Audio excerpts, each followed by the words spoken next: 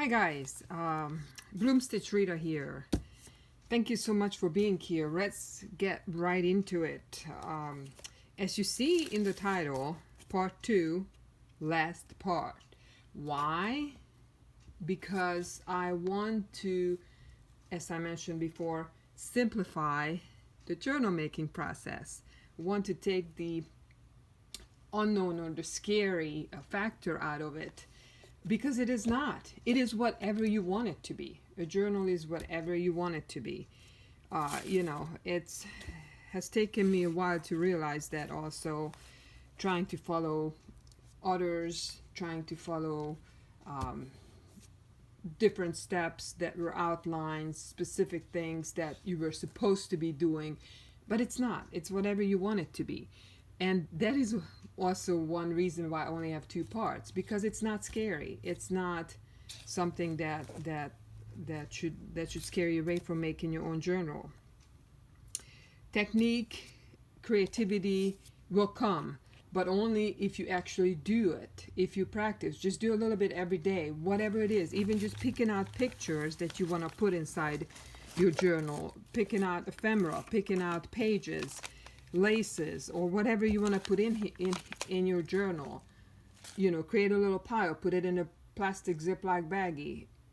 You have to do something every day is one of the things that I've learned, even if it's just a little bit, because creativity will only flow if you actually do it. If you just think about it, it's not going to happen. That's one of my major lessons. Okay, so actually, again, just to because of simplifying the process, and because I want to show you that it is not scary to make a journal, I actually completed this journal since the last time we talked, which was yesterday. I actually did this, not just the cover that we have done together, kind of, but the entire journal is complete, and it is now listed in my eBay shop. The link is below. So, making a journal, the cover was our part 1, which we did in my last video yesterday. I had not glued and sewn down anything at that point yet as far as the cover, but it is complete. And this is what it looks like. So this is what it ended up looking like. Please go watch that first video if you want to see how I put this together. And the only difference from that video and the finished product is I put a line of trim up here, glued that down, and then I put a couple of tiles here that were also gifts from my friend Sherry. Thank you, Sherry. The reason being is I wasn't going to put this here originally, but because we put that corrugated cardboard under here, there was a gap under this applique, this bronze applique. There was a gap, so I wanted to close that up. So this is the finished, lots of layering. This is the finished cover. And at the end of this video, I will do a flip through of this journal. Before we go any further, this is for Sandy. Sandy, you asked about the glue. This is the glue that I'm using, that I used on the cover. I mentioned that for the cover of this journal, which was a base was a bubble envelope, padded envelope, I put the glue all over, not just the edges, but all over. And then I applied the, put the fabric down, and then I sewed around the edges of the fabric, as you can see in here. It's sewn all around it here. And I actually had extra material, so I folded it over and it created a double pocket that I just sewed on. But let me show you the back. It's easier to see it on the back. So this is the back of the journal. It's a pretty good sized journal, and you can see that I just sewed all around it. All around it. And then I put the cover on with this glue. This is pretty much like Fabri-Tac. It's the same makers as Fabri-Tac Beacon, but this one you can buy at the Dollar Tree for $1.25. It's only 1.75 ounces, but it's awesome. It's absolutely awesome. That's the only glue I use for fabric. This is the other glue, Tacky Glue, Aleene's Tacky Glue, that I use for paper. So these are the only two glues I use. This is awesome. So go get it before it's gone. My Dollar Trees, both of them are out now. So, but I'm stocked up really well with that glue. Anyways, back to our journal. Today, I'm gonna show you how I picked out the pages for this journal. And then, like I said, I'm gonna do a flip through with you and a couple of more tips at the end. So this might be a little bit longer video. I tried to keep it under 20 minutes because I don't know if my camera will just cut off at that point or not. But so the pages I put in here are these pretty much. This is the exact same number of pages and arrangement of pages that is in here. So I'm gonna show you this. These are just, the reason why it's different because it's all decorated. But everything, this is it. This is what's in here as far as the basic outline, basic page construction. So I always do 9 pages in my journals because even though it looks like I have more pages in there, it's 9 because that's what I found by trial and error. My sewing machine can handle sewing through it because I no longer sew my signature, and I only have a 1 signature journal always. I no longer sew the signature into my journal by hand with the 3-hole pamphlet stitch. That's what I used to do, but I no longer do that. This is the middle of my signature. I do machine stitching. I just run just 1 line down. Let me show you in this journal, the finished. 1 line down in the middle. See the black, I don't know if you can see it, but there's the black thread is what I have in my sewing machine right now. 1 line down, all the way down.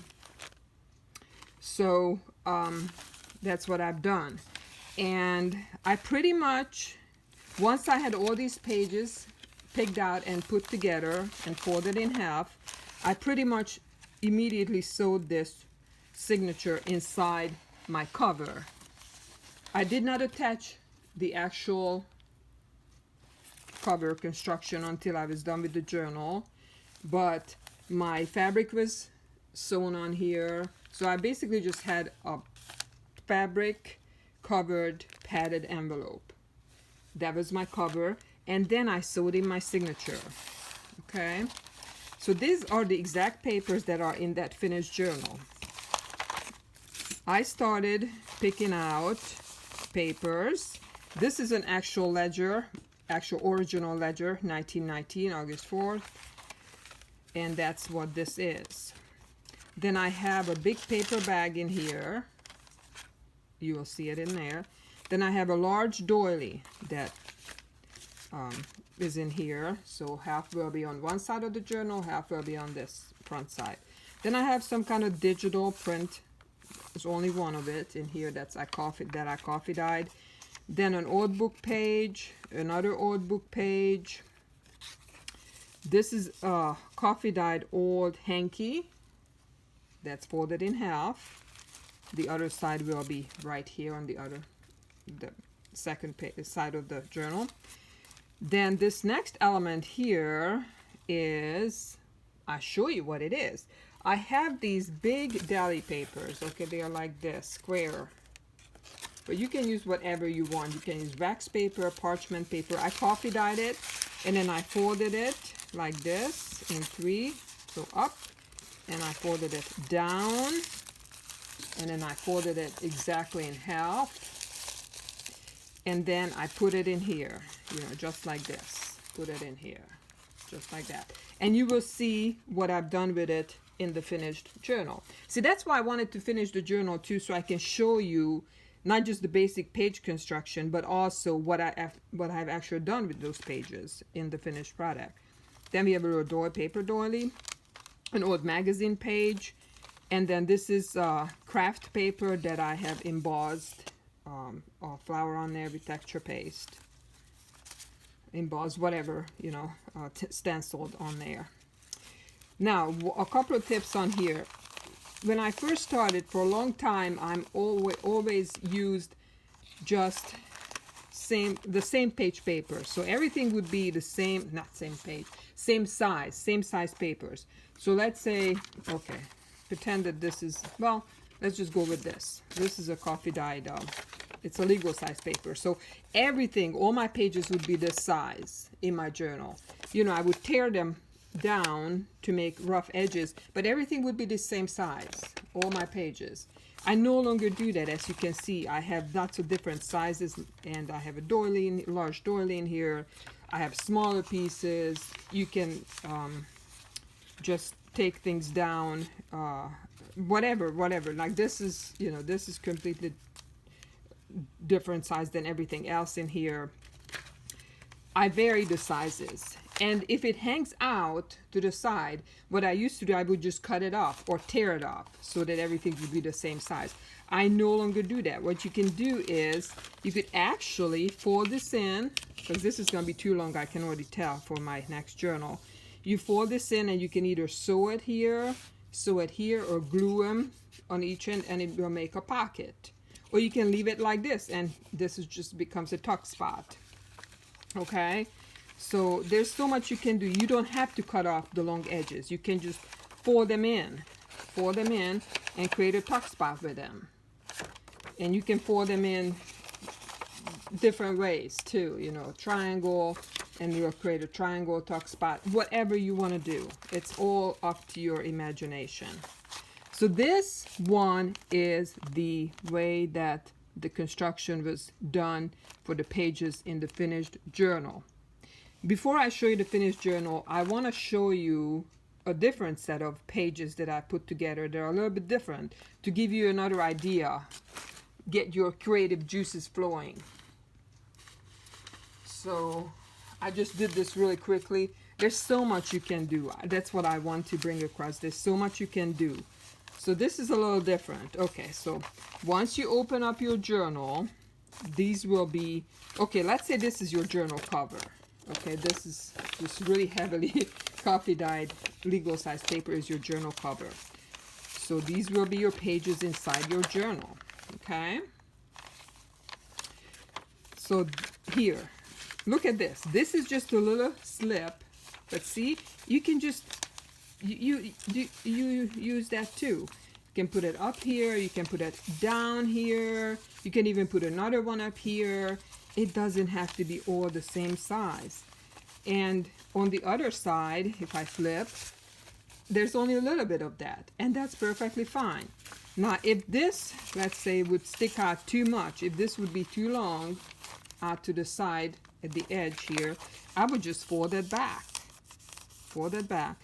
You could glue it here, you could sew it, create a pocket here, a little mini pocket, whatever you want to do, however you want to fold your papers and fabric. You can put fabric and laces as pages in your journals. So the difference in this one, I have another big doily in here. You can stagger them. You can just stagger your pages. You can do waterfall effects. You can do all kinds of different things. Stagger them. So there's a little bit of that up there. Doily. I put one of those in here. Then there's an envelope. Okay, all I do with the envelopes, let me show you. Take one out. Okay, here's an envelope, a regular business size envelope. Let's say I want to use this in my journal. All I do, because I didn't notice, sorry about that, moving my little tower here. I just cut the flap off, see, simple, and fold it in half. But you don't have to fold it in half. You can just fold it, let's say you want to fold it like this. So that on this one side of your journal, it's going to have a little bit of it, creating the little pocket. And then on the other side, it will create a bigger pocket. Okay? So, in this one, I had it folded in half. Then we have a book page. Then we have a little page right here. The other side of that sticks out, way out here. And I can fold that in, just like that. So I don't know if this is helping your creativity at all with the page construction, but I'm hoping it does. We have another big, it's a coffee dyed receipt. This is a printed, just an old page, 1862, that I have stenciled on with texture paste, and that's the middle of my signature. So much you can do. I will be getting a lot more creative in my page constructions, also in my journals. So now that I have flown through this, I have a few more minutes. We're already at 15 minutes. Wow. I want to show you the finished journal that is already listed. And you can see what I've done with those pages that we have been talking about. So once I opened it up,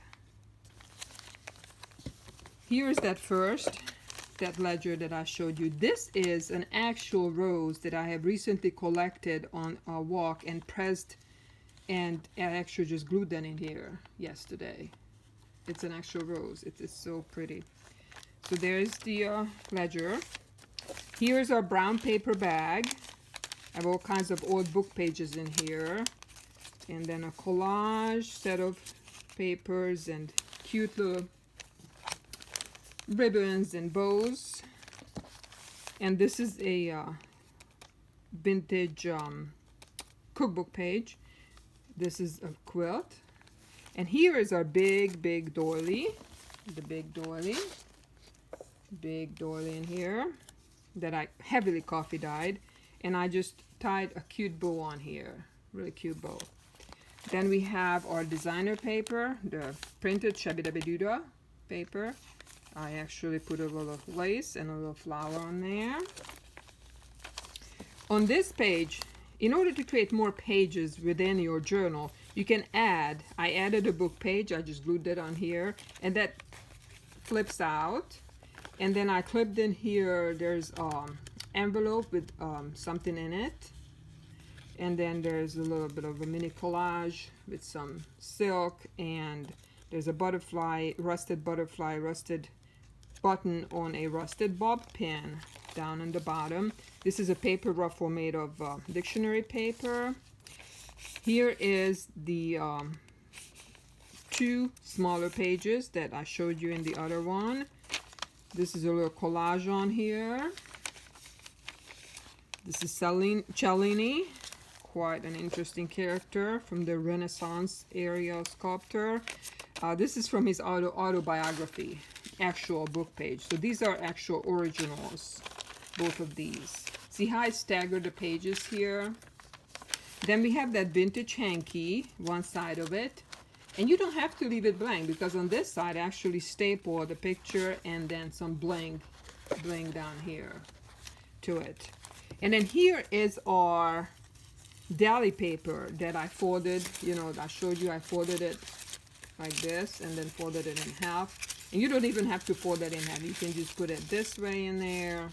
Whatever you want to do, however you want to fold it. I have it folded in half in here. And then I made multiple pockets out of it. So one pocket is on the top with some goodies in there. And then one pocket is over here on the front. There's a lace attached. There is a couple of things clipped on here with a rusted paper clip. There's a little envelope with goodies in there. There's a collage on here. So again, and there's a tab on this side. So much you can do. Multiple pockets. So that's one side of it. There's a vintage doily. I've never seen a paper doily like this. This is from Sherry, my friend Sherry. Beautiful. This is an actual journal inside this journal. I created this journal. Again, just you can make extra pages appear in your already constructed journal. I have clipped it in here with two big paper clips. I'm not going to take it out, but it is from an old, well, it's a 1977 almanac. And I sewed pages in here. And then put a bow on the top, and it's just clipped on here onto this page. You can take it out and use it as a separate journal. So then we have a book page here. Oh, this one goes on this paper clip. And then here's that craft paper with the stenciled texture paste on it. And this is the middle of the signature right here. If you remember that from our page construction, show you middle of the signature right there. So you can see I sewed down in the middle, and then on one side I put a magazine page in here, and it flips out. It's some extra die cut detail, and there's a quilt and a little bling that's on the bottom. And on this side I created a book page pocket, and it just has goodies in it, including this itty bitty mini journal. So cute. And then this one is the second of 3 actual dried flowers that I have in here. This one, this yellow one, the collage. This beautiful lace also came from Sherry. It is, you have to touch it and feel it. This is just absolutely amazing, the feel of that little journal. Pocket, that's this is a map pocket on a map, and it has goodies in here. Then I have, this is kind of a funky little construction here, but I'm not going to open it up right now. I have things sticking out on the top and things sticking out at the bottom, and then you can actually open it up. This is the original vintage journal, just like this, same from the same one, 1919, and you can open it up and it's a booklet. This is the other side of that beautiful paper doily, and here's the other side of our big dally paper. The big dally paper. I made a pocket here. I attached some a collage there. There's goodies in here. So yeah, multiple pockets out of it. Here is that hanky that's been coffee dyed. You can put stuff on there, whatever you want. This is the Cialdini book. This is that original receipt. Little collage on here. And then here's a big postcard with my third final dried flower in here. You are simply beautiful just the way you are. You can actually take that out. It's just clipped in here with a big paper clip and use it. Here's the other side with that Shabby Dabby Duda designer paper. I love making these bows. Here's the other side, that huge crocheted, hand crocheted doily. And then on this side is the other side of that big brown paper bag that I have in here. And I love, this is my favorite page in here. This one I printed, this huge receipt I printed on tracing paper. And I love this image. This is one of my favorite images of that lady. And one of the reasons this is my favorite page is because this paper bag had these holes in it. Oh, let me show you in this. See these holes in it on one end? 4 holes. The paper bag had those. And I took advantage and I put bows.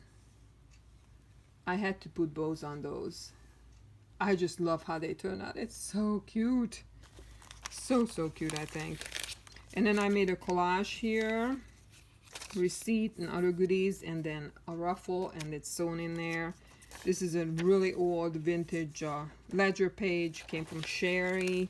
And then I have the double pocket in the bag that I have alluded to before, filled with ephemera for you, and a little bling down here. So that completes that journal, and it completes my instructions. If you have any questions, let me know. Basically, you know, once you sew your signature in here, just go at it. Decorate it the way you want. Do whatever you want with it. I hope that you guys like this. This is one of my favorite journals. It is listed, and it's gonna be hard for me to let it go because I love it. But yeah. Anyways, thank you so much. Any questions? Let me know. And if there's any particular technique that you want me to do a little mini tutorial on, I will do that. I'm not the best at tutorials. I'm not very patient, but I will gladly do a mini tutorial on a particular subject.